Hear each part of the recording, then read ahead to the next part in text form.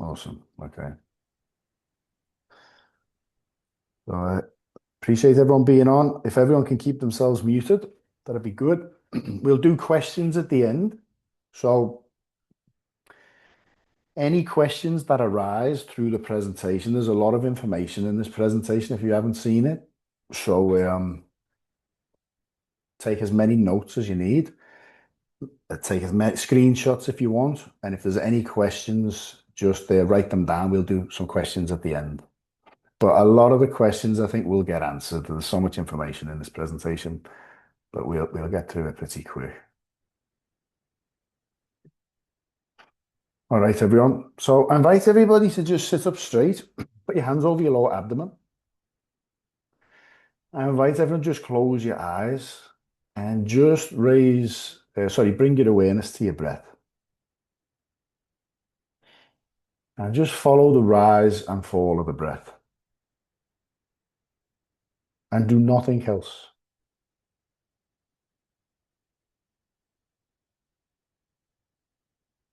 And because the breath is always present, let go of time. Okay? Let go of the concept of time. Anything you feel you happened in the past that you should have done, and then anything you feel you've got to do in the future, just let it go.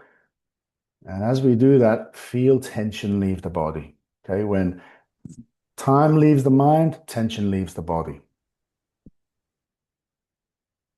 And as we follow the breath, we are just becoming aware and ready for the information we're going to be receiving.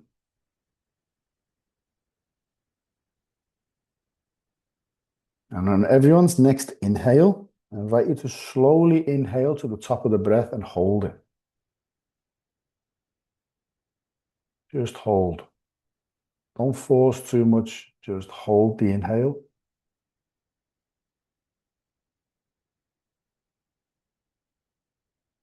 Feel the chemistry change in the body. And then when I say, or whenever you feel, slow exhale and just relax. As you exhale, just fall into the present moment. So exhale.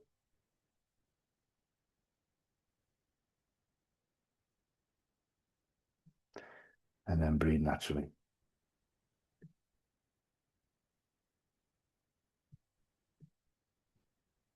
I'm going to do a little introduction. You can open your eyes whenever you're ready. A little introduction to this presentation. I haven't offered this presentation for nearly 6 years, I think, now. In 2016, I created this, and we went traveling in 2017 around Australia. And we did that till 2019.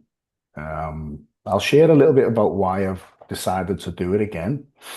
There's a lot of scientific research in this, and as much as I'm grateful for it, and I think it serves a purpose, and I think it's needed, I also feel that one of the problems in the world today is actually how we need scientific research to prove everything.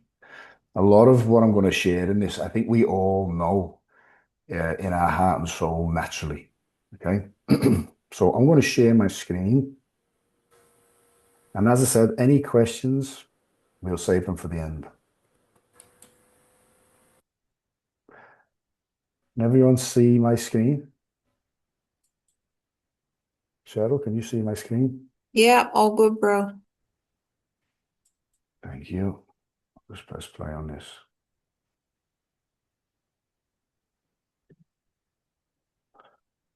Okay.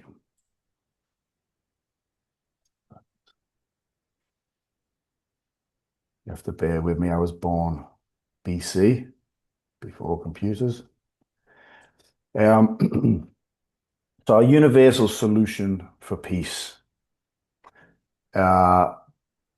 Three steps to this presentation, okay? We're going to understand the mechanics of why it's a solution, what it is.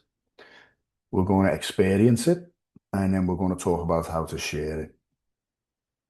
So step one is understanding it, okay? I'm going to show that everything is conscious, everything.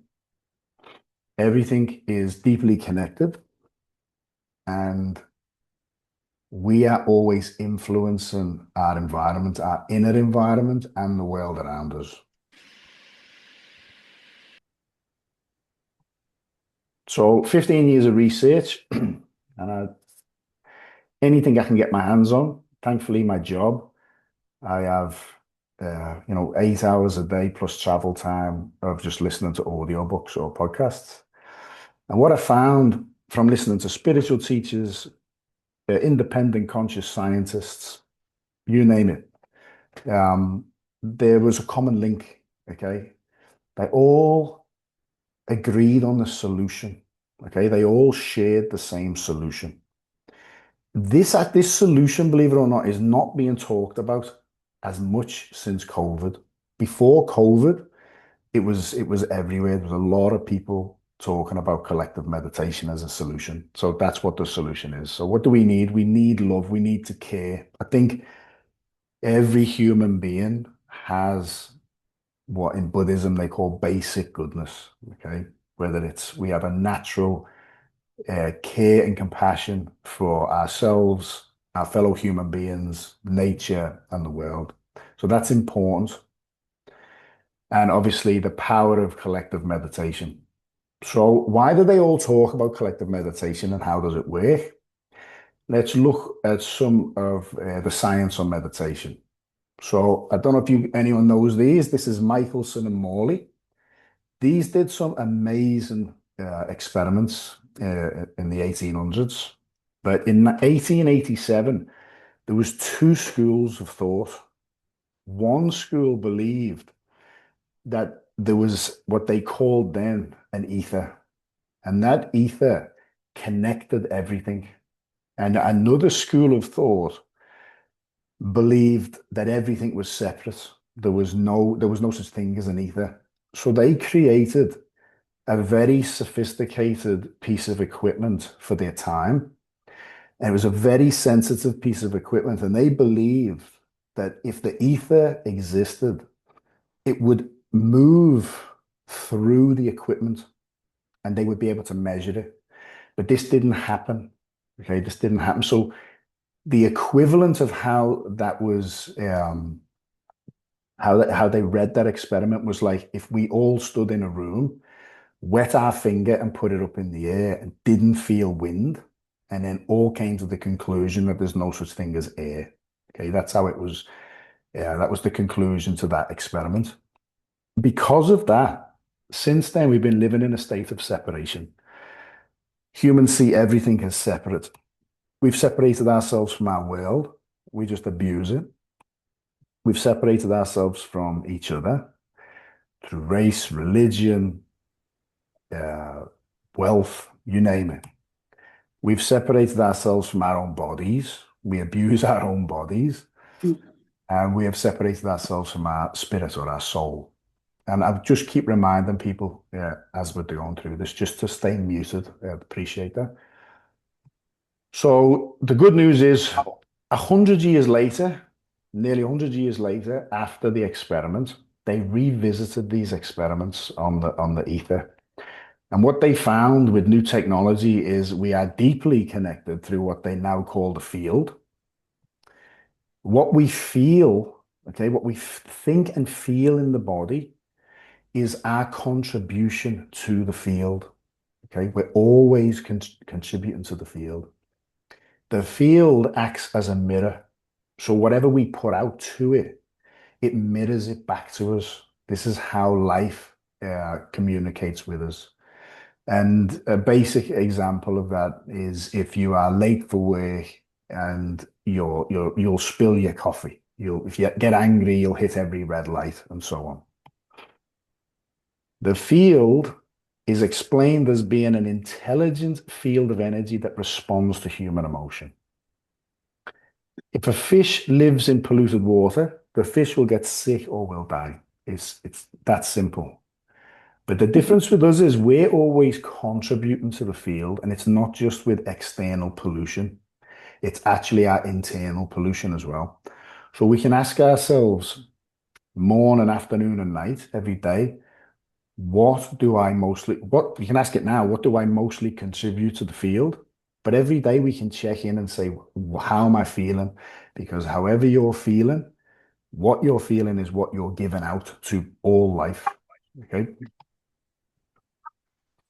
Here's some more research that shows how we can influence the world around us. So I'm sorry if you can't see what it says there. It basically says experiment one, effects of human emotion on DNA. So what they did was they get what is called pristine DNA.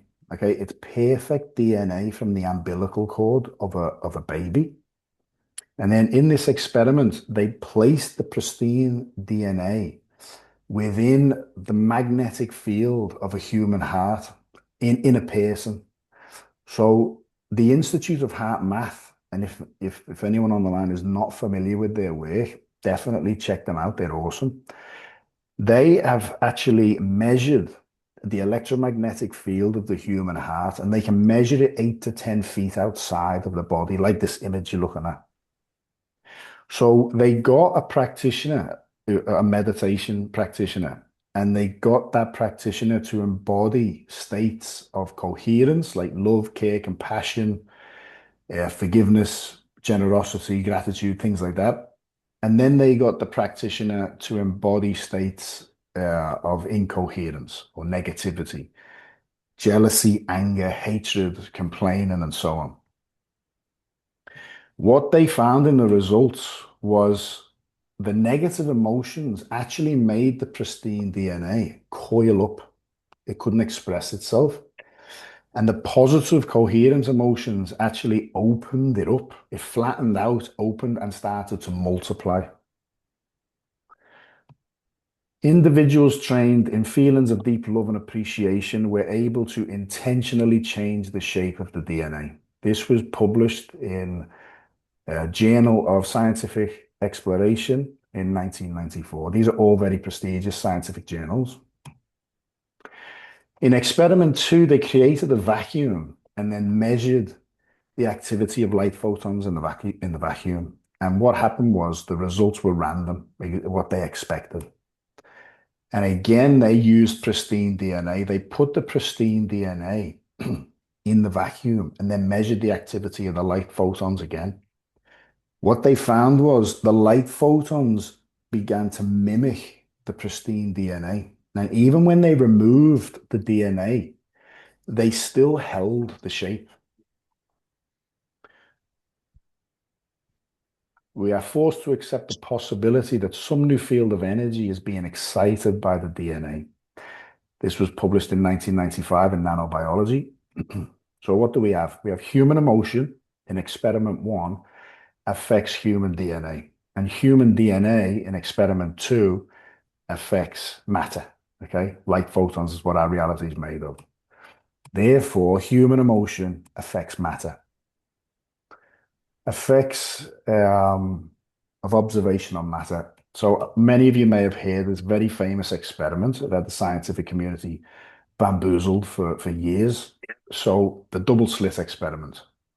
What they did was they blasted particles, light particles, at a metal panel with two slits in it, and then measured the results, what went through the two slits on the backboard. And they did exactly what was expected, and they behaved as particles. But once they were being observed, when there was an observer observing the experiment, the particles were going through both slits at the same time. They behaved, they became waves. They went from particle to wave. I've heard this explained so complicated. I'm just keeping it simple.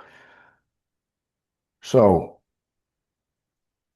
the researchers at the Weizmann Institute of Science have now conducted a highly controlled experiment demonstrating how a beam of electrons is affected by the act of being observed. The experiment revealed that the greater the amount of watching, the greater the observer's influence on what actually takes place.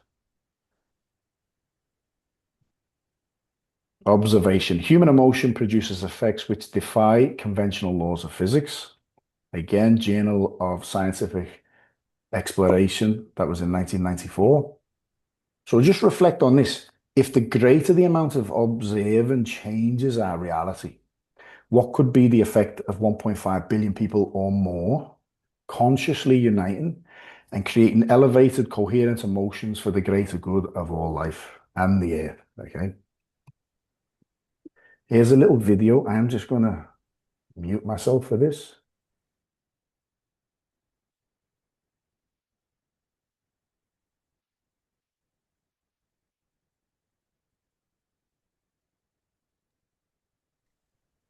Nick, you're going to have to share the Can't hear Nick in the Zoom.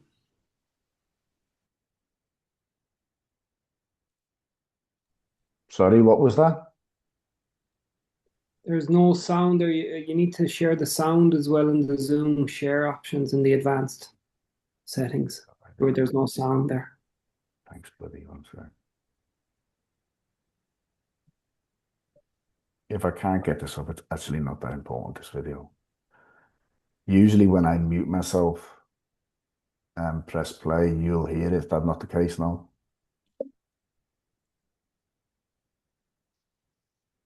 I tell you what, we'll leave it. He's only talking about how everything is energy anyway. Okay, we're going to go into that. It's no problem. Okay, this gentleman here is Cleve Baxter. Get his book. His book is amazing. Primary Perception. So Cleve Baxter was a pioneer. He actually introduced hypnosis to the CIA. When he found out that the CIA were using it for the wrong things, he left. And then he was the guy who invented the polygraph, the lie detector test. What he did one day was he got his polygraph instrument and he just thought about hooking up a plant in his office. And then he took a leaf and he went to burn the leaf with a lighter. And when he did, the plant got afraid. Okay, it was showing signs of being afraid. So he went crazy with this. He started doing all these different experiments, and he talks about them all in his book. But in one story, he's preparing food for his cat, and at this point, he had all of the plants in his office hooked up all the time just to see their communication with each other and how they were responding to him and things that were going on. So he actually, as he's preparing food, he cuts deep into his finger, and as he feels pain, he said all of the plants at the same time responded with care. I'm just going to ask anyone on the line to just mute yourself. Appreciate that. There's a little bit of feedback coming through here. So all of the plants behaved with care. They were all concerned about him. And he did loads of awesome experiments. Another one was he got white blood cells from a ex-war veteran's saliva, and he put them in like a test tube, and he took the white blood cells 14 miles away. He says the furthest he ever took anything like this was 300 miles, and the distance didn't make a difference. So he took the white blood cells 14 miles away and put probes on the white blood cells.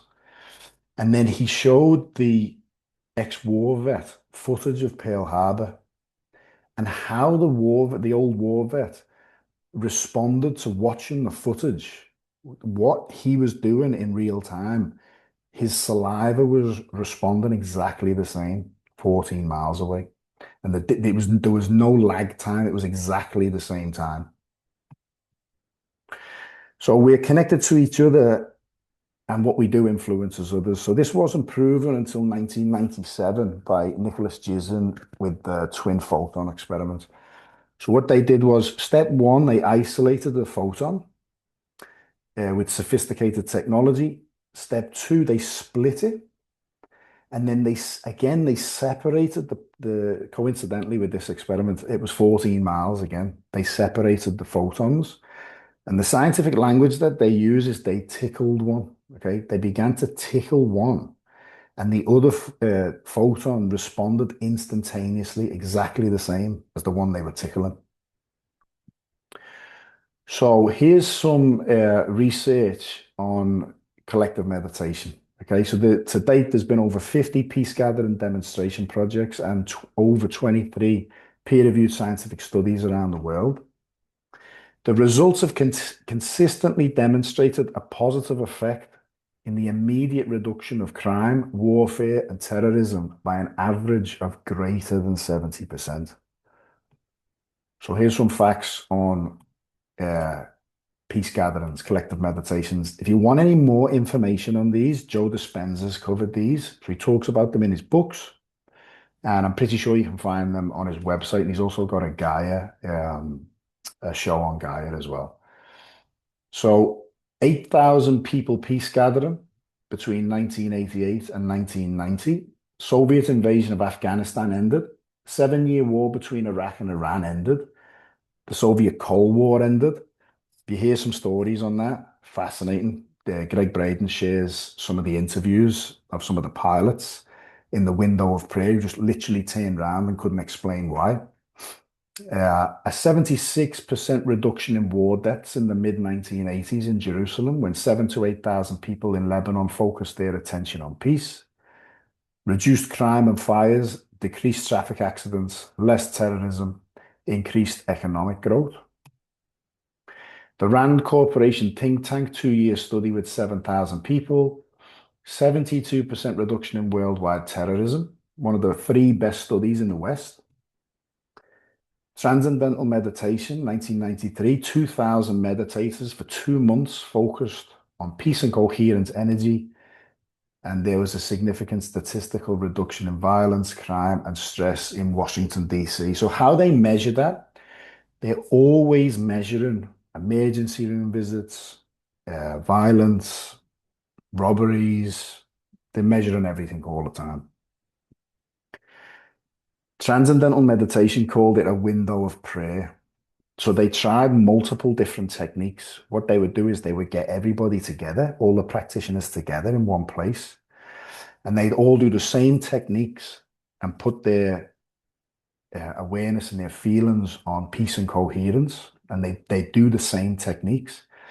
And then they do it for a period of time. So it was like 4 hours in the morning and maybe 4 hours in the night.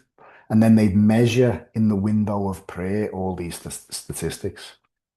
And they found a 72% reduction in things like violence, divorce rates over a 2-month period. So they also tried, and they did this in war zones and everything, that Transcendental Meditation had so much funding. They did some amazing research at a university as well. They did the same window of prayer, but instead of everyone being together, they dotted practitioners in different locations. And then at the same time, they all did the same meditation, basically. They all embodied the same uh, coherent emotions, and the results were the same. So they didn't have to be together. They could be dotted everywhere. I heard an academic years ago who was from the Maharishi Foundation, and this is how he explained how it works, the one way of explaining it. If I was to walk down the street and bump into Ronan, who's on the line, I've never seen him before, and we bump into each other, the best case scenario, let's say we become best friends. We apologize, sorry, mate, become best friends, and we go on to have a successful business and we're best friends forever, right? And the worst case scenario is we could get into a fight.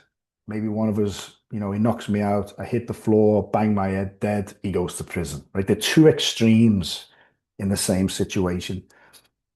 This gentleman said, when you have the square root of 1%, which is a very small number of a given population, that kickstarts what they call the Maharishi effect. And as it grows, the bigger the number, just like the bigger the number of observing our reality, changes it more drastically. When more people are focusing on peace and coherence energy, it shifts the field to more coherence. So what that means is, if just let's say there was 5,000 people meditating and we didn't even know about it, in the area where me and Ronan bumped into each other, our range of best case and worst case may have gone from Same best case, but the worst case may have been, we just said, we didn't say anything. We just had a bit of a moan at each other and carried on walking. It eliminates the other worst case. Okay. That's how he explained it. It was a nice way of explaining it. Again, this is all, Joe Dispenza goes into this a lot. Deepak Chopra, he did a mass meditation of over 7,000 people. And what he was trying to show is that it's very easy to test serotonin levels. Okay, you give an acid in your urine, and when people do group meditation, their serotonin levels go through the roof. But what he did was he actually went outside of the meditation, the practitioners, and he walked the streets and he randomly stopped people and asked if they'd be willing to give him a urine sample. And those that did had really dramatically increased serotonin levels in their body. And they were not even aware that there was a group meditation taking place.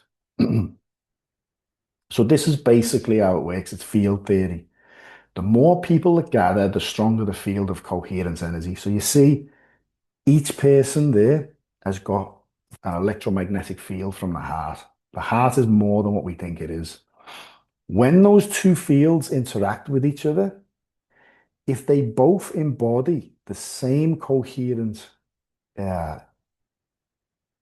emotional states, those two fields now create one bigger field. And if there's a third person doing it, they create one big field. And if there's 3,000 people, that field now is just amplifying and expanding, and it influences the whole area. Little bit on human potential. A single human cell measuring at 1/1000th of an inch across contains instructions within its DNA that would fill 1,000 books of 600 pages each. There are 50 trillion cells in the human body.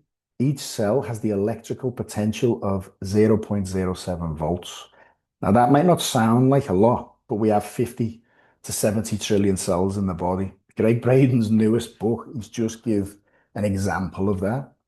It's the equivalent of 3 billion car batteries. That's each one of us. Okay.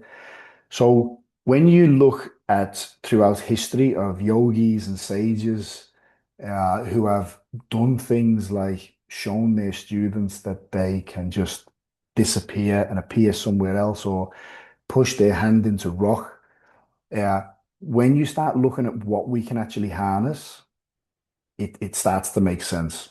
So scientists now believe that human emotion is one of the most powerful forces in the universe. So it's very important now that we understand that there's no more little me. Okay, we have the power to create huge change in the world. We should be teaching our kids this. We're not just observers of the universe, we're participators in it. We're not helpless. So many people I've met doing this presentation and just in life, when they watch the news and they just feel helpless. That's the word a lot of people have said to me before. I just feel so helpless. They see an event on the television and they just feel helpless. We're not helpless. Okay. We contribute to the good and the bad, depending on where we put our observation. Okay, this is from Dr. Cousins' website. He did a big event and he actually had someone measuring over the course of the event and all the mass meditations they were doing in the event. He had someone measuring the sun's activity. Okay. And he was saying there was a 36% decrease in sunspot activity for the following 4 days after each meditation. So every time they did a meditation, the sun calmed down. There was a 36% decrease in the day and the days after. Okay. So I'm so sorry. I don't know if you guys can see this whole screen, but for mine, a bit of it's blocked out. So I apologize. But what we're looking at here is these graphs are a list of historical human events from 1750 to 1920. Now, the blue line is the historical events, and they're not all good. Okay, some of them are wars, some of them are, could be bad things, some of them are good things, economic challenges, what have you. But the red line is actually the number of sunspots.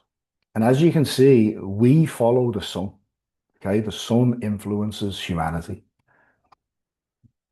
Excuse me, in this graph, they're always measuring the Earth's electromagnetic field. And the Earth's magnetics influences us, influences humanity. But in this graph, you can see September 11th, after the terrorist attacks on the trade centers, there was a huge spike in the Earth's magnetics. So what actually happened on September 11th? The whole world was exposed to the same information. We all seen this terrible thing. We can all remember where we were when that happened. We all moved into high levels of heart-based emotion. They were not all good. Some people felt care and compassion. Some people were angry. Some people were afraid. But nevertheless, we all went into high levels of heart-based emotion. For the first time since we've been measuring these things, we're told humans actually raised the Earth's magnetic field. It was a reverse. Our heart-based emotion raised the Earth's magnetics, and we became a global family.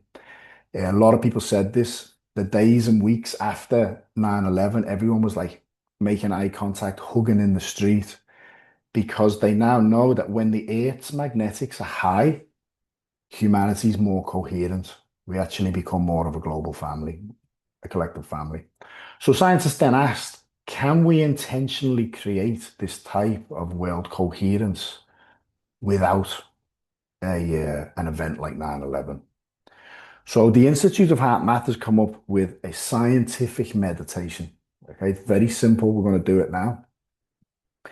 And when the heart and the mind become coherent, it's a very small frequency, a low frequency, but when they are, the body releases over 1,300 life-affirming chemicals. Okay, it's actually a really powerful healing practice. So we'll do that now. So I invite everyone to sit up straight if you can. And I invite you to close your eyes and just rest your awareness on your breath. This will only be, 5 minutes if that.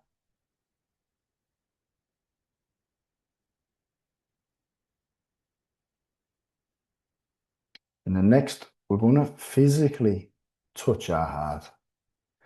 A lot of these traditions, they'll always have some type of, when they see someone, whether it's a prayer position, hands, they always touch their heart. So we'll actually put both hands over our heart. And when you put your hands over your heart, breathe into your heart space and bring your awareness there, right in your heart space.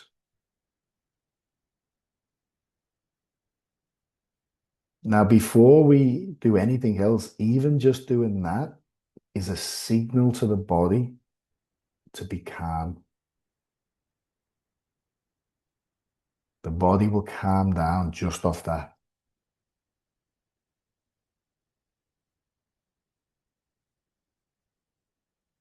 Now we're going to add an emotion. And they used to add 4 emotions, but they've actually changed it because I experienced this myself. A lot of people found it hard to actually embody feeling different emotions, but one emotion that universally people can uh, tune into is gratitude. So as you breathe into your heart space and feel your heart space, just feel grateful. And if you need to use the mind, as a wonderful tool it is, you can think of something you're grateful for. It might be your wife, your kids, your parents, whatever, and then feel it in the heart.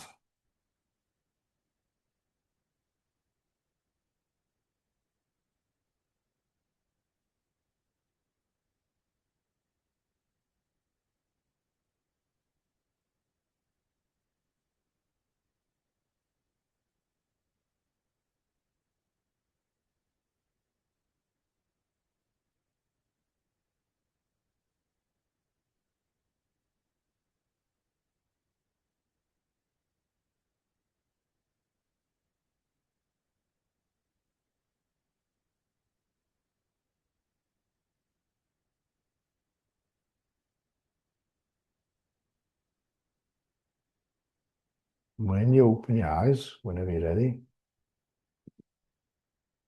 just scan your body and see how you feel. That was a very short, simple practice. Just see if you feel any different from that.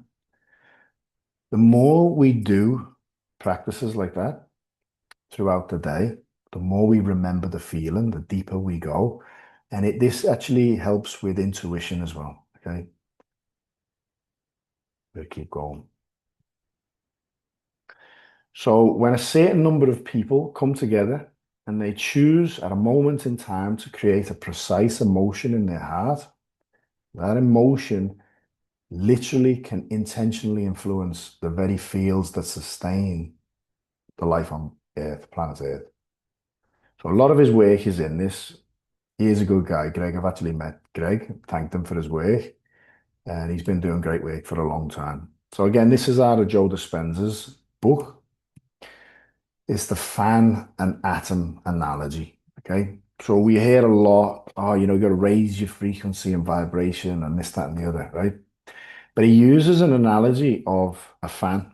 So when you look at a fan, the slower it's spinning, the more you can see the blades, the less wind or energy comes from it. Okay. So as it's slowing down, you can see the matter more. The faster it spins, the less you can see it and the more energy comes from it. So if you look at the human being, when we're in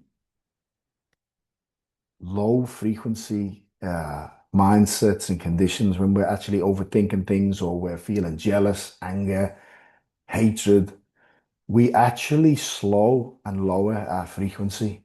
And if challenges present themselves, we can't move through them because matter is trying to move matter. This is why we feel so stuck. People use that terminology to say, I feel so stuck at the minute. It's because matter's trying to move matter.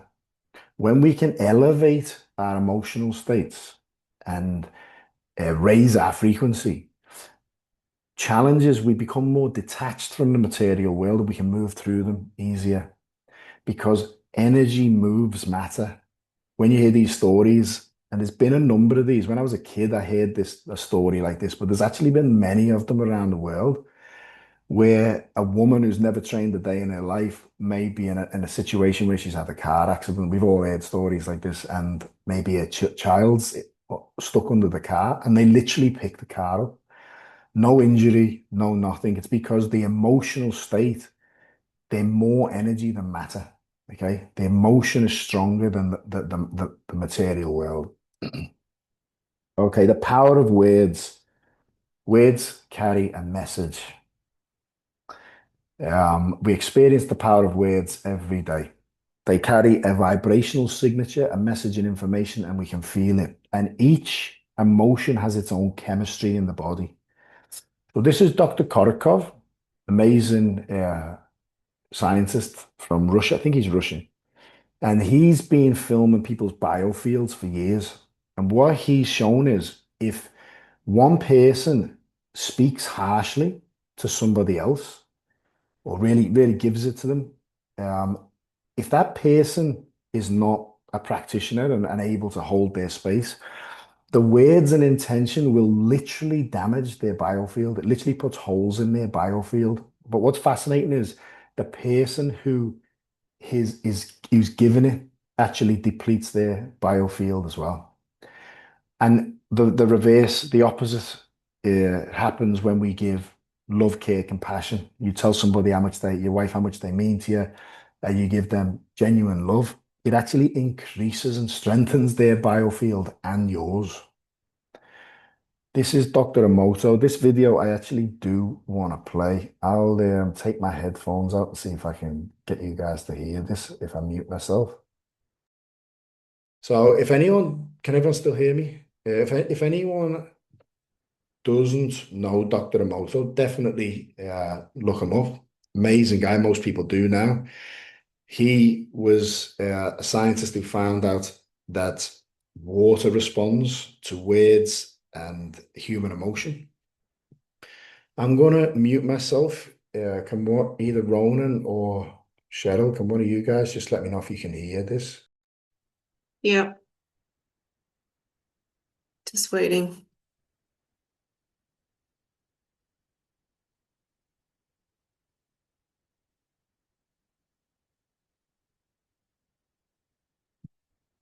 No.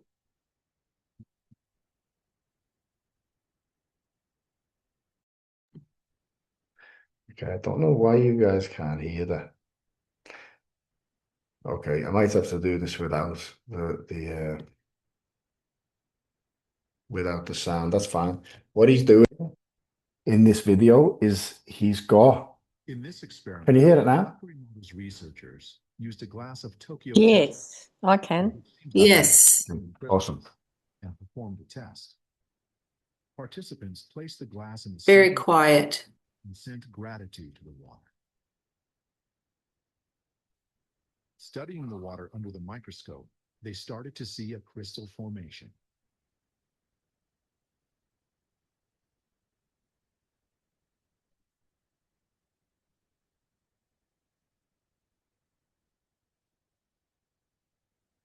Increased magnification showed the symmetry of the crystal, revealing how the tap water was transformed by the gratitude sent by the group. The crystal continued to grow, expressing the energies received. The tap water from Tokyo finally produced a beautiful crystal.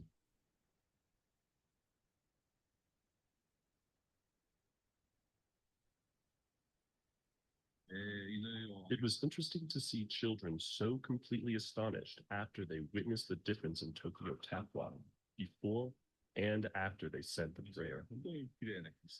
Their mothers were kind of skeptical before this experiment. But afterwards, they said, we really have to believe it. Okay, I'm again. Can you hear me with the headphones out, okay, Cheryl? We can hear you now. Yeah, the video is really quiet. I'm going to play it now, and I won't play it all, but I'll play it. And just tell me if you can hear it better now. In this experiment, Dr. Yes. researchers used a glass Okay, we'll play it again. I'll just keep my headphones out. of Tokyo tap water, which seems to be unable to form crystals, and performed a test. Participants placed the glass in the center of their circle and sent gratitude to the water. Studying the water under the microscope, they started to see a crystal formation.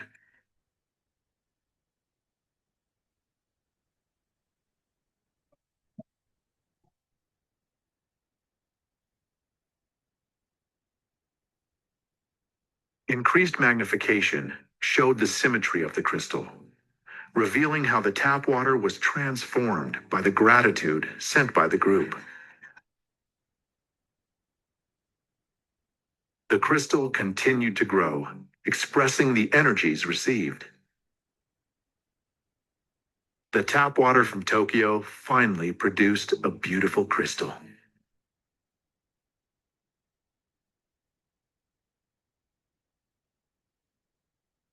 It was interesting to see children so completely astonished after they witnessed the difference in Tokyo tap water before and after they said the prayer. Their mothers were kind of skeptical before this experiment. But afterwards, they said, we really have to believe it. Was that better, Cheryl?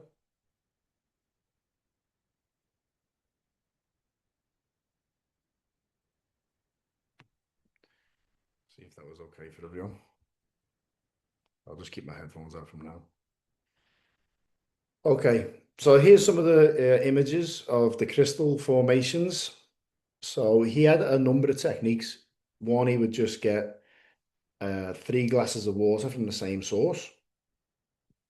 And one of them, he'd say, I love you. He'd say, you know, something bad, I hate you. One he'd actually ignore.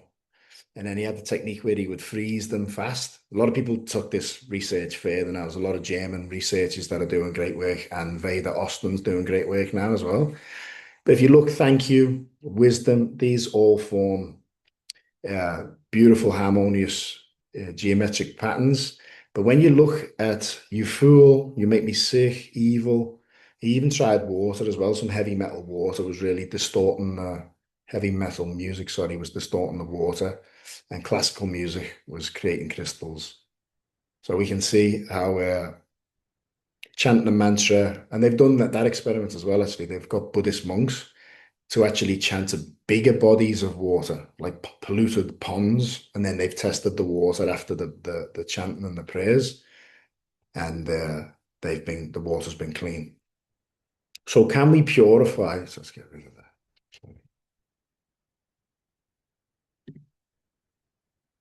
Can we purify our oceans? Yes, we can. The power of sound. In the 70s, they did cymatics. You can find it on YouTube. Type in cymatics to YouTube. They got this really fine lycosolic, I think it's called, powder, and they put it on these steel plates. And then they hit the steel plates with sound frequencies, and the vibration, as you can see on the left, would form geometric patterns. And the more that they turned up, the higher the frequency, the more complex the patterns became. Fast forward to 2015, this is actually a Reiki healing experiment with a Reiki master, Peter Morton. And they've now got the Cymoscope, which is a digital representation of cymatics. So you can type this again into YouTube and watch it. So when we talk, like as a kid, I used to think, sound sort of does this and just goes out to whoever can hear me. But what they're suggesting now is that everything we say is like bubbles, because this is a two-dimensional image of a three-dimensional, even four-dimensional pattern. So as we speak, these like bubbles, if you like, of sound are vibrating out these vibrational signatures and going out and influencing the field and all life around us. So Master Sha, what you chant is what you become. Okay, whatever you chant is what you become. It's really funny, you wanna sing, a sad song, my wife left me. No. I ran over my dog. You'll feel sad. Okay, you'll get the blues. I like the blues, but you'll get the blues, right? But you chant a positive mantra. What you chant is what you become. You become the mantra. Om Mani Padme Hum is, interestingly, the mantra that was played in that video you've just watched with Dr. Emoto. They were giving gratitude. They had Om Mani Padme Hum playing. The Hindus, Taoists, and Buddhists all chant this mantra. It's a sound of compassion. Okay, they chant it all day. I knew of a Buddhist practitioner that when they weren't chanting it out loud, the secret wisdom is the mantra never leaves your lips. So even when she wasn't chanting, she was actually moving her lips like that. She was actually saying it constantly. So in this video, cymatics suspended a water droplet, and they had Deva Premal sing to the water droplet, and this is what happened.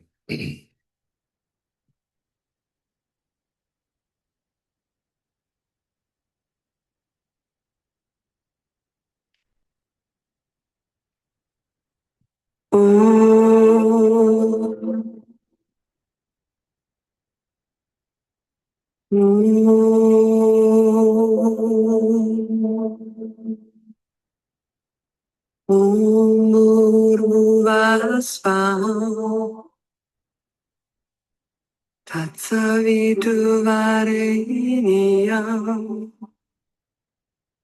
Bhargo devasya dhimai. We don't have to watch it all, but you get the idea. So why are words and sounds important? Our bodies, they used to say 60%, they believe our bodies are 90% water. Words and sounds influence the water. Our bodies then create positive or negative emotions, and these emotions influence the field within and around us. A little bit on our reality, okay? We don't have to get too caught up on this, but we're told that an atom is 99.129 space or information, okay? So, and we're also told that in the scale of the electromagnetic spectrum, we see less than 1%.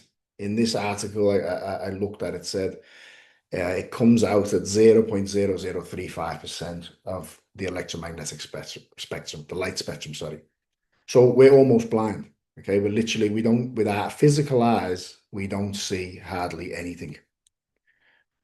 So this information in the field, they're also seriously looking at what the scientific community is calling vertical time. Okay, we experience a linear-based time. We think past, present, future.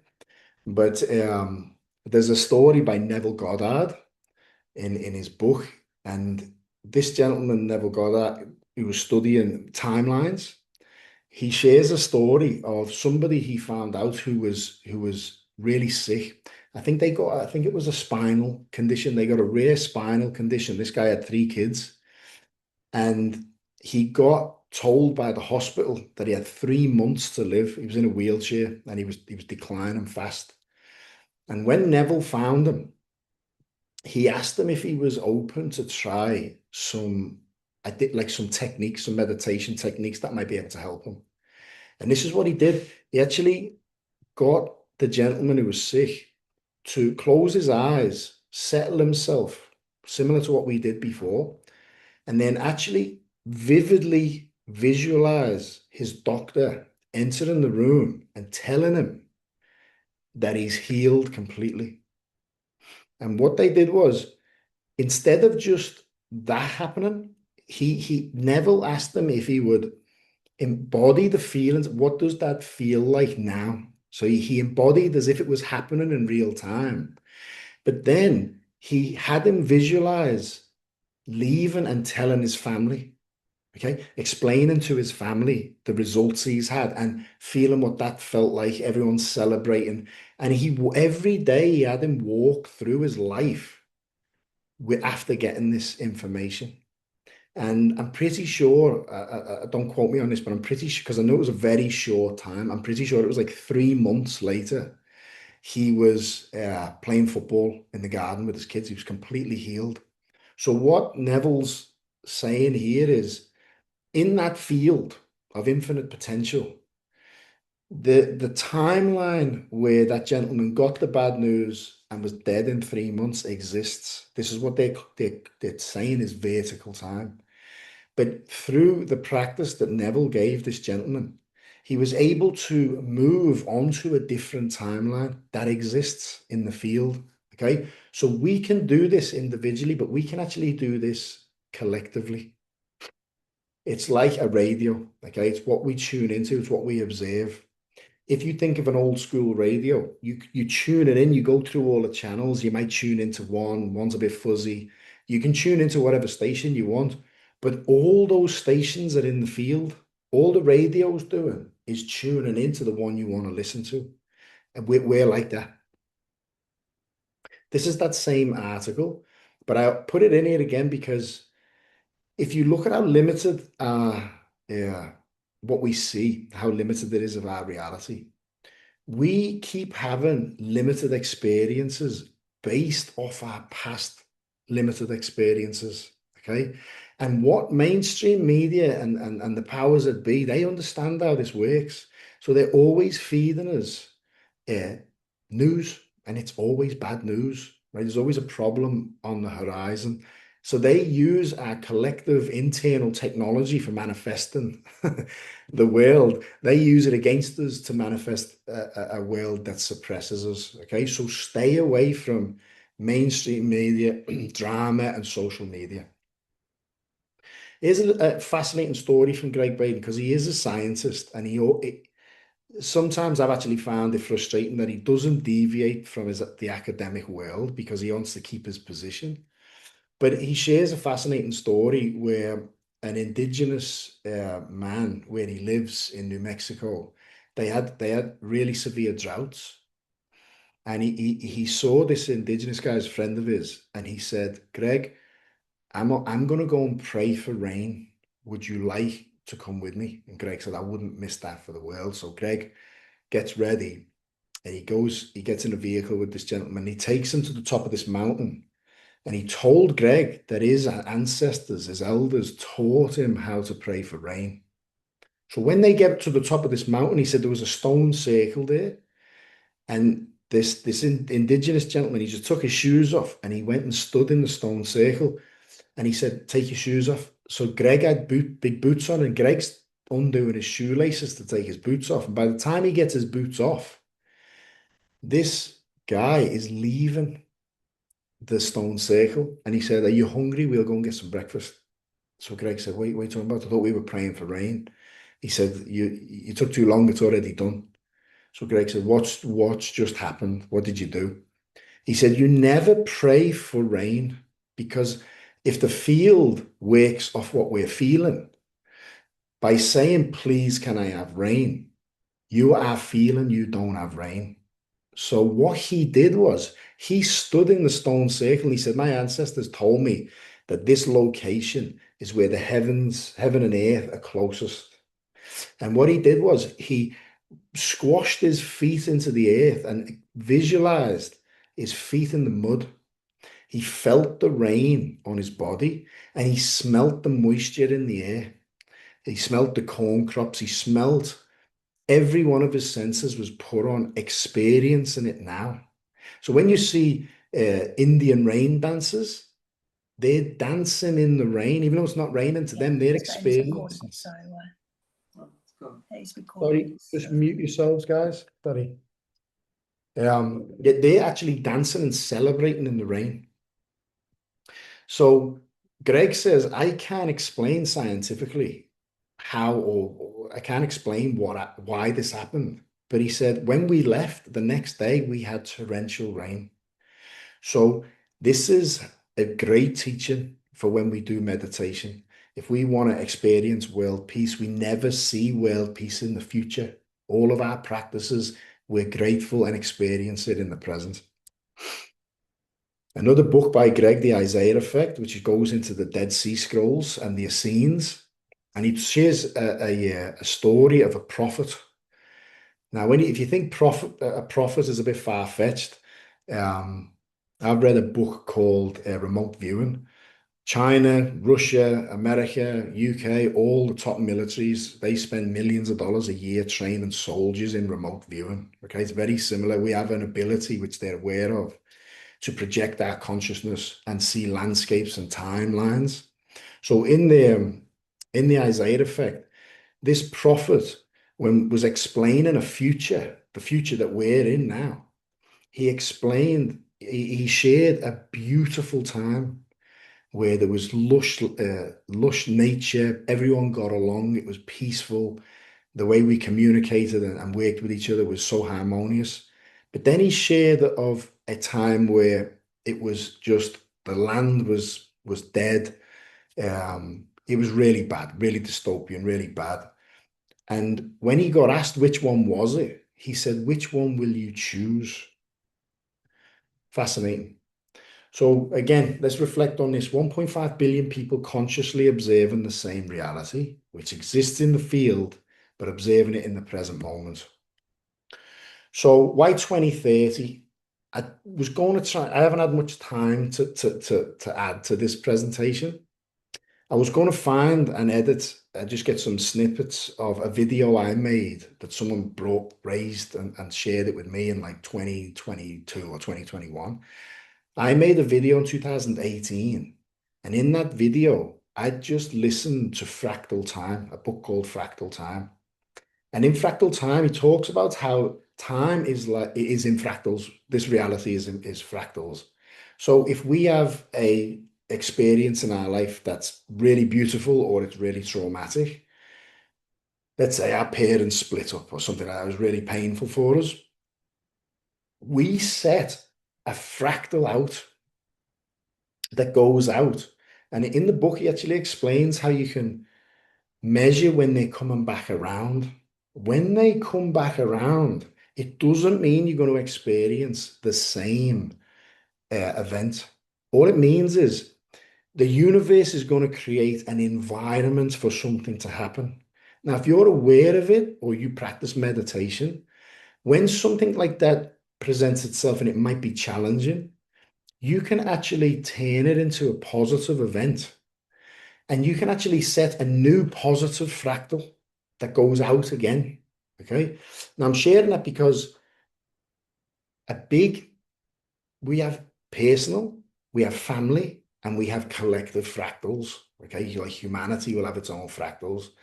And I didn't warn, but what I said in 2018 was I said, look, the next big collective fractals 2020.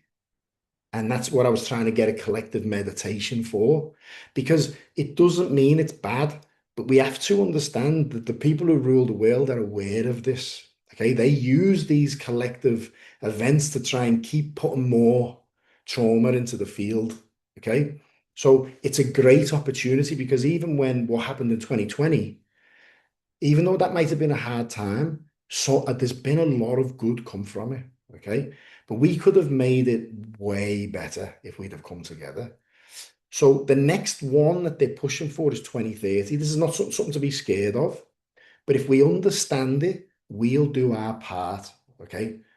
We'll work towards a solution and harnessing and riding that wave, that fractal collectively. I put this in the presentation because, as I said, the landscape's changed so much. We are in a very different world than we were when I was sharing this in 2017-18. Since COVID, a lot of things have changed. AI is a big thing now. But this is fascinating. And they've done this a number of times, this experiment. What they did was they got an enclosure and they built, it was at a university, I think it was, they built a random generator robot. So it's a real basic robot with an algorithm that takes random left and right turns. And what they did was they plonked it in the middle of this vicinity and they recorded it for like 2 hours and turned it on. And it basically covered those zigzag lines. It was basically covered the whole area of its enclosure with random left and right turns. Once they measured what it did, they had a load of chicks, baby chicks hatch, and they put the chicks next to this random generator robot. So chicks will attach to whoever they see as their mum. So this random generator robots, they put it in the middle again, they film it again, it does the same again. It takes random left and right turns for 2 hours, walks everywhere, but these chicks are following it. So then the next time they do it, they take the chicks and they put the chicks outside of the fence. And as you can see on this diagram at the bottom, they put it on the right side of the fence. They put the random generator robot in the middle. And then they did the same experiment again. But this time, the emotional attachment of the chicks influenced the randomness of the robot's left and right turns. And the robot spent most of its time over by the chicks. So we have to understand, because right now, a lot of us are putting all of our faith in AI, or a lot of the younger generations are, but it's very important that we are aware of what our consciousness can do. Our consciousness is the most powerful force and it affects AI. So if it's going to be benevolent, it's very important how we work with it. And this falls into collective meditation again. So what have we learned so far? Brief summary. We're all connected by a field of intelligent energy. We interact with that field through our feelings. What we feel, we share. That can be a mantra. You put that on a t-shirt. What we're feeling, we're sharing. And what are we sharing it with?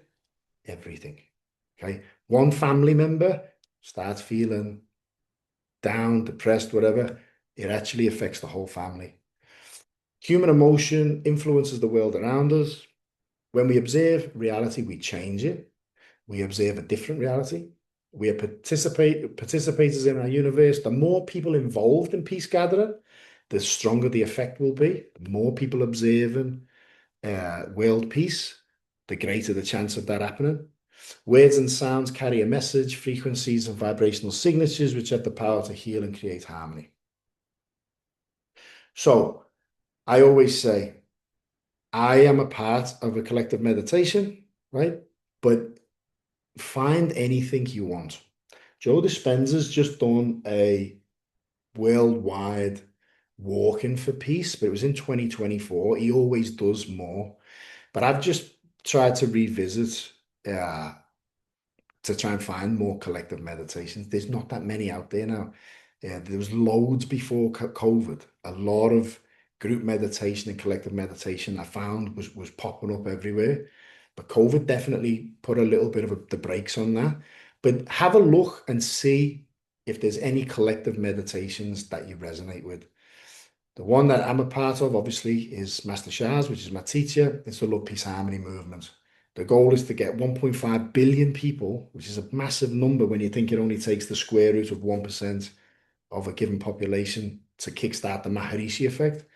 But he wants 1.5 billion people meditating and chanting one song together for the benefit of the whole by 2030.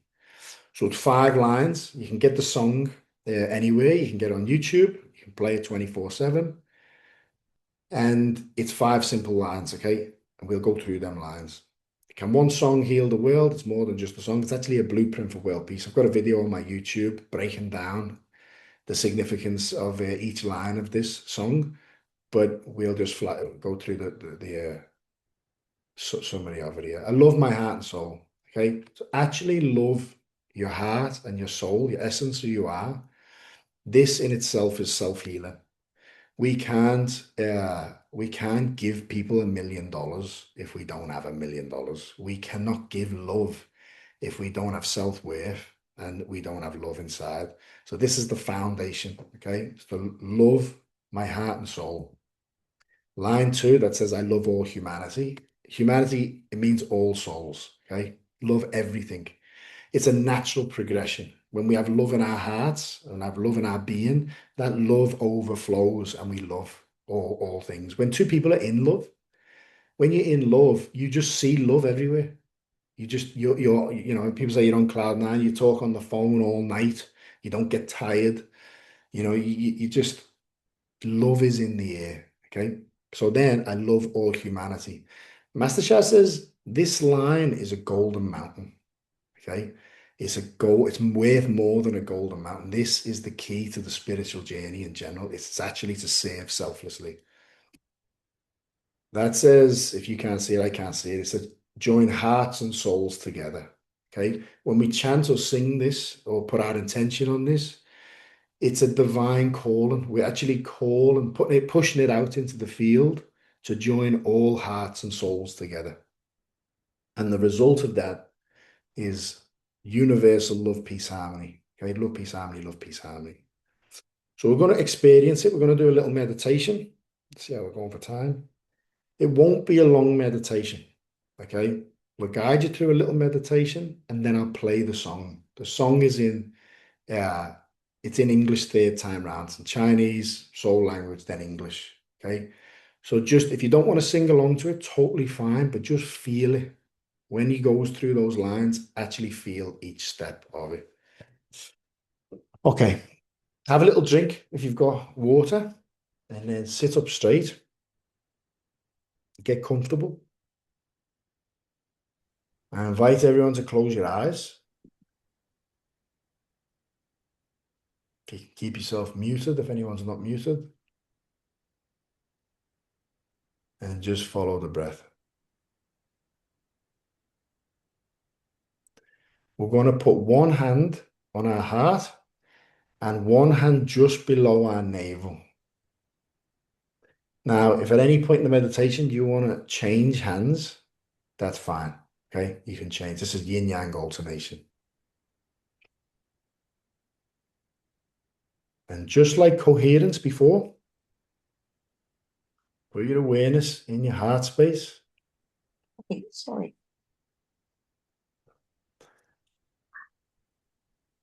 Someone's not muted there. Put your hand on your heart space. Breathe into your heart. And we'll do coherence first. Feel gratitude. Grateful that we're here, that we're together. Grateful for every breath.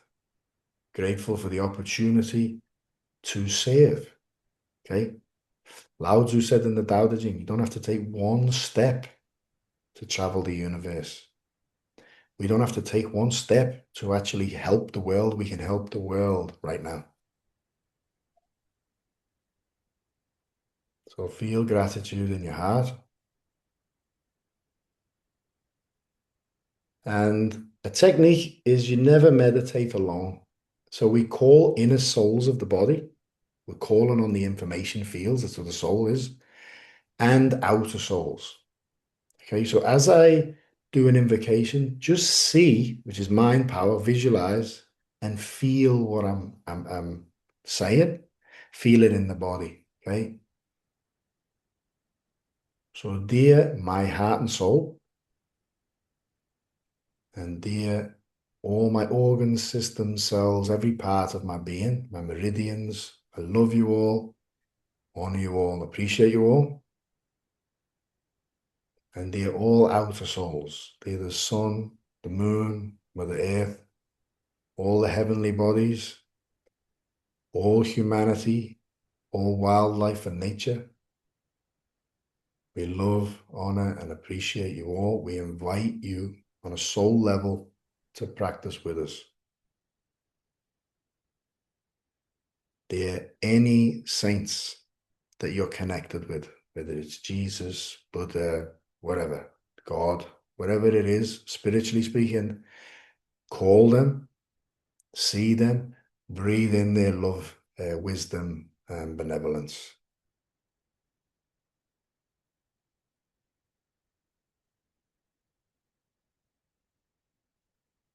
And we're going to see light. So golden light in our heart, fist size, okay? Where attention goes, energy flows. So instead of leaking and always worrying about things and leaking energy, bring our awareness to the heart space and see a golden, in Taoism it's called a jindan, fist-sized golden light ball spinning and rotating in the heart.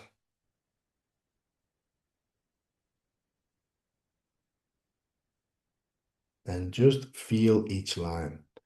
I love my heart and soul. Love and forgive yourself. Drop the past.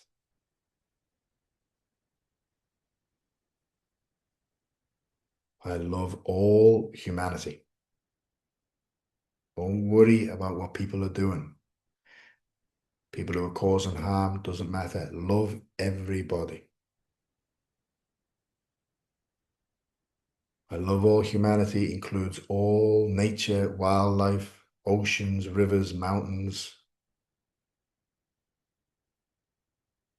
Join hearts and souls together, the physical with the spiritual, all beings joining as one.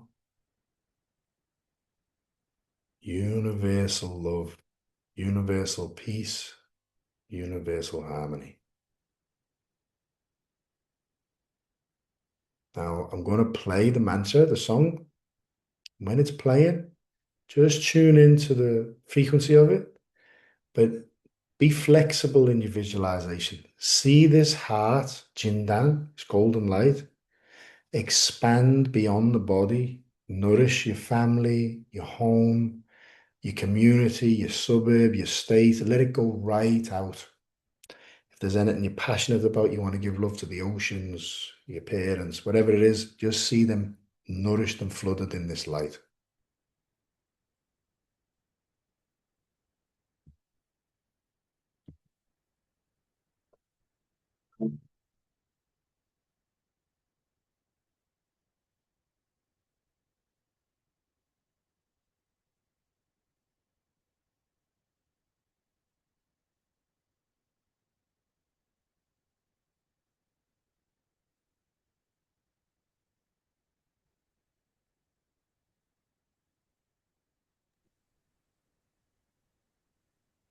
No sound, Nick.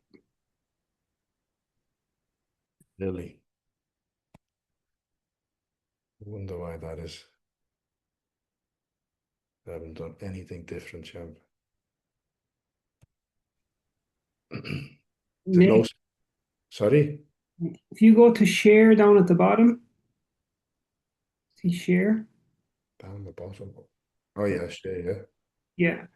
And then on the right-hand side of the screen, there should be a thing there that says share. Let me know how this sounds. I'll just mute myself and then press play. I've just shared it like you said.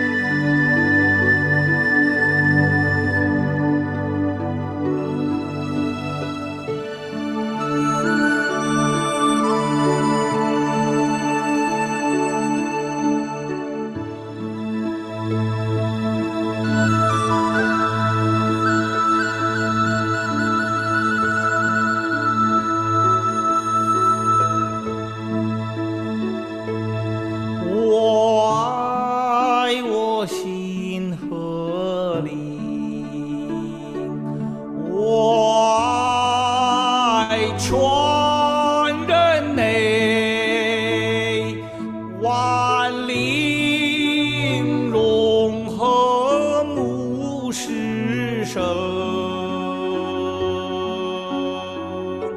相爱平安和谐，相爱平安和谐。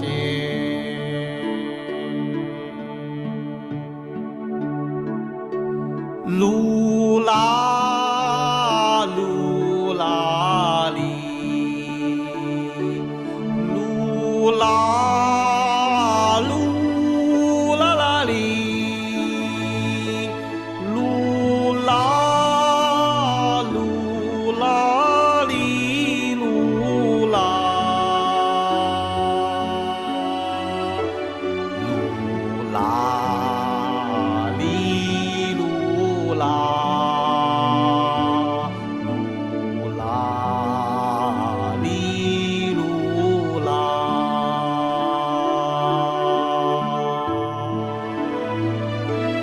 I love my heart and soul. I love all humanity. Join hearts and souls together.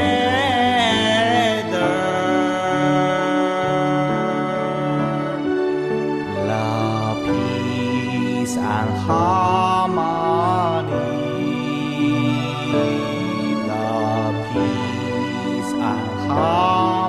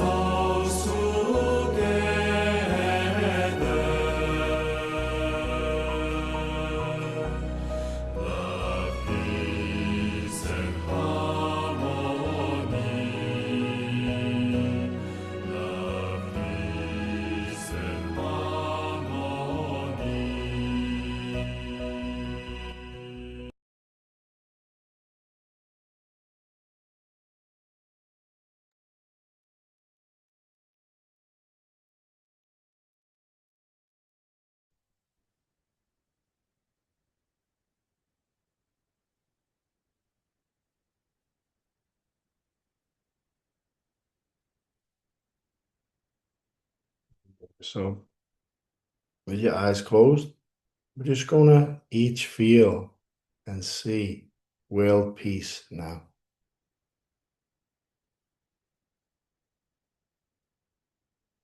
What does it smell like? What does it look like? What does it feel like? No more war. Now though, feel that now. A world with no war, no conflict. Abundant resources, good food.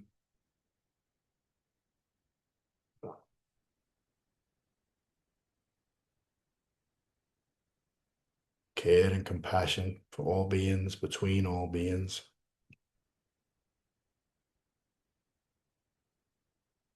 Physical, mental, emotional, spiritual health.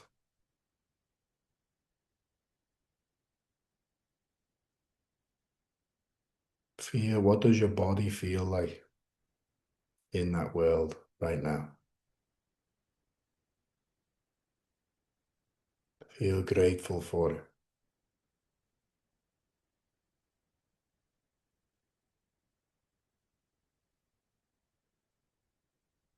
Breathe in gratitude for it.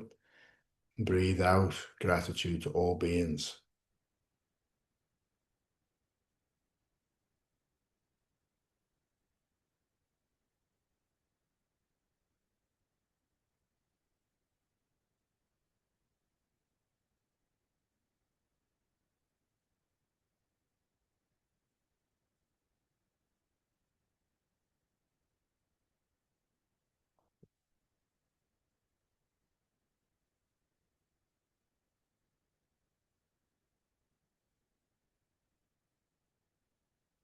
And we're going to bring our awareness back to the golden light in our heart.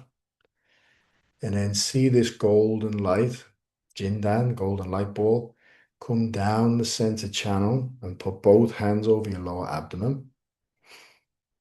And see this light behind your navel, just below your navel. And just anchoring us into the present moment.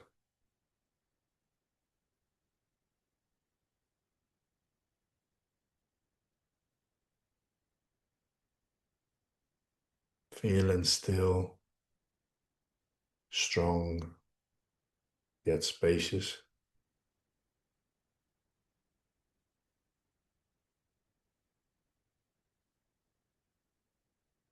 And from our heart, may all beings be free from suffering.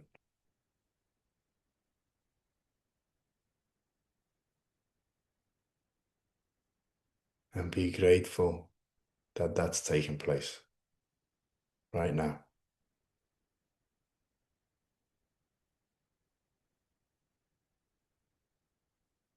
Give love to every being in existence.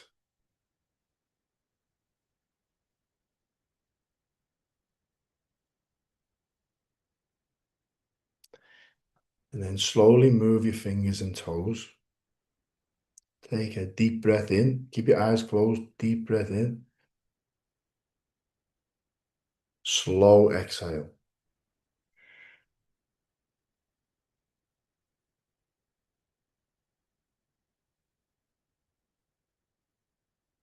Another 2 of them. Deep breath in.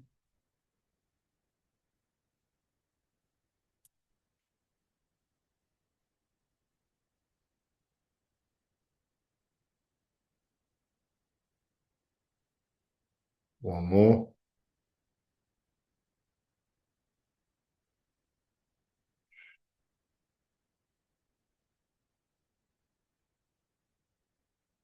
And then just breathe naturally. Still a little bit more information to go, but just scan the body, see how you feel. When you're ready, you can open your eyes and keep moving. You can ask questions or share at the end. So it's not external technology that's going to save us. It's our internal technology that's going to create lasting change. So step 3 is sharing it. If you want to be a part of this collective meditation movement, you'll be part of showing 1.5 billion peoples uniting with a single intention of creating world peace. A Buddhist perspective, we each have a universal responsibility for our experience and our loved ones and our place in the universe for all beings. Every sentient being wants peace and does not want suffering. By choosing peace, we end suffering. It really is that simple. And a lot of academics went to parts of the world where Buddhist practitioners in the Zen monasteries, for example, were just sitting in silence. A lot of them were puzzled that there was these very wise and educated monks who were just sitting in silence. Because by choosing peace, we actually are ending suffering. We are contributing peace to the field. We are the change we've been waiting for, okay? We're not waiting for somebody to come and fix the problem. We are the change that we're waiting for. Does anyone know this gentleman? This is Malcolm Gladwell. He's wrote a few books. He wrote one called The Tipping Point. And in the book, he's got what he calls the paper puzzle. If you got an A4 piece of paper and you folded it in half, if you kept folding it in half, and you could do this, okay? If you folded it 50 times, how thick do you think it would be? Okay, just have whoever you're with, or just in to yourself, how thick do you think it would be? In the book, he said it would be from here to the sun and back. And if to get your head around that, if you here to the sun, and to understand that if you folded it one more time, it would be from here to the sun and back. It's called geometric progression. Okay, there's a point where the numbers don't look like they're doing much, and then they hit a tipping point and the numbers grow astronomically. It's the same with investing, with compound interest. It's the same with boiling water. You have a pan with boiling water and you're watching the temperature increase, but nothing much is happening. But then within just 1 or 2 degrees, bang, all of the bubbles come to the surface. This is geometric progression. So we need to make that tipping point. The more we contribute to meditating and influencing the field in our daily life, and then connect with collective meditations as well, we hit a tipping point, and we will see change very fast. Be your own scientist, okay? Try this 10-day cleanse, no negative news. It's so funny, when I was sharing this, 2018, 17, 18, 19, loads of people stopped watching the news. But COVID came around and now everyone watches the news again. I find a lot of people who didn't watch the news is watching the news again. But even though they know the news is no good, okay? So no news, no trash magazines, no violent movies, no social media, healthy food, daily exercise, positive input, meditation, chanting, and contributing, okay? Giving love, watch your life change. These 4 gentlemen, you've got Greg Braden, Bruce Lipton, Joe Dispenza, Master Shah, those who understand how we influence reality truly believe they will see world peace in their lifetime. They're all now 60 and above. Some of them are in their 70s. They actually believe they'll see world peace in their lifetime because they understand how fast it can be achieved. It's a formula, okay? Offer love, feel inner peace, create harmony, outer harmony. So I always share this because this is a beautiful story. Tony Robbins influenced many people, motivational speaker, but his story always brings me to tears. When he was young, I think he was around 13. His mum was in a toxic relationship, and it was Thanksgiving, and they had no money, they had no food, and they were having fights. His mum and dad were arguing a lot, and he said this kid, about 21, knocked on the door with a big hamper of food, loads of food. And his dad, he said, responded negatively. He started saying, I'm no one's charity, this, that, and the other. And when he asked where did the food come from, the guy who was dropping it off said, I don't know. But that planted the seed in Tony Robbins' mind. He said, I couldn't stop thinking that someone actually cared about us. So when he got to like 15, 16, 17, he worked 3 jobs, and he would see who was struggling in different areas. And around Thanksgiving, he would buy these food hampers. he dropped them off to the houses that were struggling. And when they said, who's it come from? He said, I don't know. And he said it was the happiest time of his life. And now he's got a massive movement and a foundation feeding a lot of people, and he's influenced a lot of people. So we never know who we are touching. Okay, when we plant seeds of positivity, you think about a seed. Every seed carries the potential of an entire forest. So kind action is very important. I also say as well, like my Buddhist teacher once, she really helped me out, and I wanted to pay her back. And she said to me, if you pay it back, it's done. And in the West, that's what we do. Oh, you helped me out, I'll pay you back. It's gone. In Buddhism, you pay forward. So if somebody does something kind to you and you pay it forward, it might be a smile, a genuine smile that brightens your day. You might buy someone a coffee who's forgot their wallet, say pay it forward. They might buy someone a slice of cake. But the person who they buy a slice of cake, you never know. They could have been having a really hard time and they've just asked God, the universe, whatever it is, please show me a sign or I'm going to kill myself. Someone's just offered them a piece of cake, came from the guy who gave you a smile. They've just saved a life. Okay. So people are good as well. When we see people do good, we want to do good. So this is the power of leading by example and kind action. For the first time in history as we know it, the fate of our species lies in the choices of a single generation. Okay, it's a real pivotal point that we're in right now. I have the power to heal myself. You have the power to heal yourself, but together we have the power to heal the world. The power of three. It's said in ancient China, three hearts come together, the power can cut gold. Okay, when three hearts come together. If you know three people who get this, because I've seen people start meditation groups, and when they haven't had numbers, they've just fizzled out. But I always say if you get three people who get it, those three people can commit once a week or once a fortnight to actually getting together and doing a meditation for the benefit of all beings. And that way, if nobody else comes, there's always three. Okay, there's always three who get it. And if you just do, it will grow. It will naturally grow. Love, Peace, Harmony, the song that we've just played, is feng shui. If you understand feng shui, it's to create a clear space in your house. Playing Love, Peace, Harmony it raises the frequency and vibration of your home, your workplace, your car. It's playing in our house 24/7. So many testimonials of people who've been saved by natural disasters from playing this, and we can explain it scientifically through vibration. Loads of people have shared how their businesses have taken off by playing Love, Peace, Harmony in every room in hotels, things like that. But remember, check in every morning, afternoon, and night. What am I contributing to the field? And then try and correct it, and then add positivity to the field and attend collective meditation groups. Here's my information if anyone wants to screenshot it. There's a few people on the line who hold Love, Peace, Harmony meditations, and I've been working away, only come back this morning. I haven't been able to get it onto this presentation. So I'll share that on my Facebook page tonight or tomorrow. So if anyone wants to find them and join them.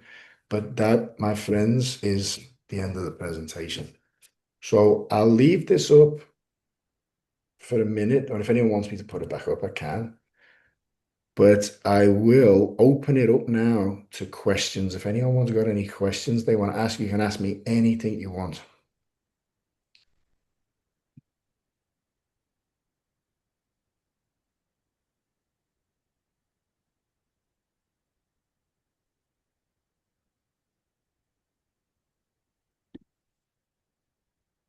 And if there's no questions, that's great too.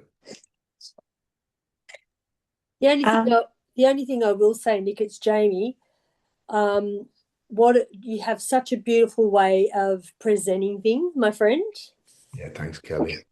Kelly in the comments. No questions? Nick, do we have a replay so we can send it to some people? I do actually hold a weekly meditation group for this. It's 7:30 on a Sunday, and it only goes for 30 to 40 minutes. We just do an invocation and we chant the song for 20, 30 minutes and then we close. That's it. If anyone wants to join that, I'll share that on my page. And all that is it's once a week a chance to get together and serve selflessly, offer contribution to all beings. If anybody wants this presentation, there is Ronan on the line who's been sharing this presentation even when I wasn't. I'm sure Ronan's happy to share this if you're around his area. Also, if anybody wants me to ever share this presentation, I don't know whether I'll ever do it again like this. It's very different on Zoom, but I'm always open to teach whatever you want, any type of teaching, or share this presentation in person or on Zoom if you want it. So just reach out. I'll give everyone one more chance if to ask a question. Thank you. Fiona, yeah. Anyone that wants to join, just reach out to me and I'll send you the link.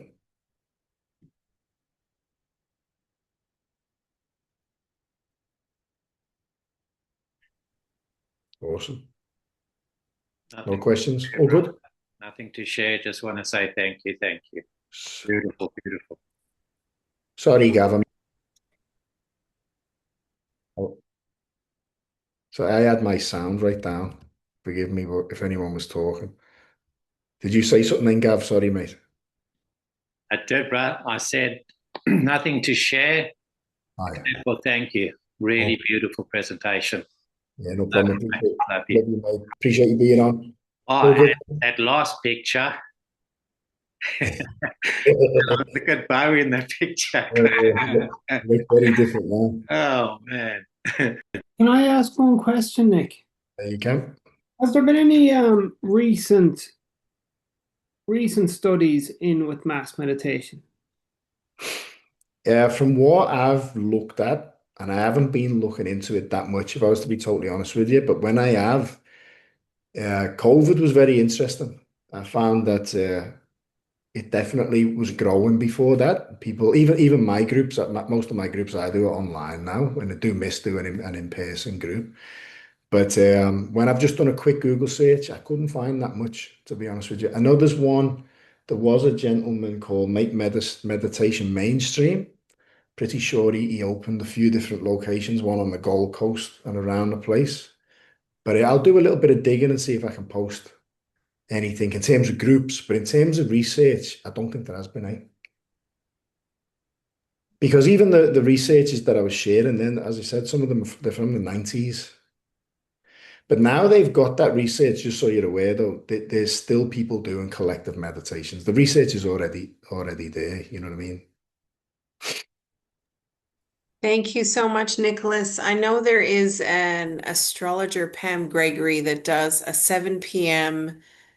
collective meditation, no Zoom, no link. It's just tapping into the field for 15 minutes every night. And so that's another option. Her name's Pam Gregory, astrologer. She's on YouTube, Facebook, etc. And that is, it's been very powerful as well. Yeah, thanks. And if everyone just keeps tuned as well, I would like to do something in the coming months and years where even if it's once every 3 months or 6 months, we try and get as many people together to do a collective meditation. So that's something I'd be happy to look into and organize. So just I'll keep everyone posted on that.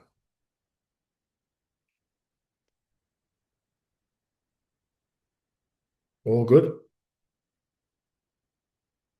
I'll let everyone enjoy their Sunday night. Thanks very much for joining. Really appreciate it. Love and appreciate you all. Have a lovely night. Take care. God bless. Thank you. Lovely to see everyone on the line. Have a beautiful night. Yeah, take care. Good night. God bless. Bye-bye. Night. Good night. Bye-bye. Bye. Thank you.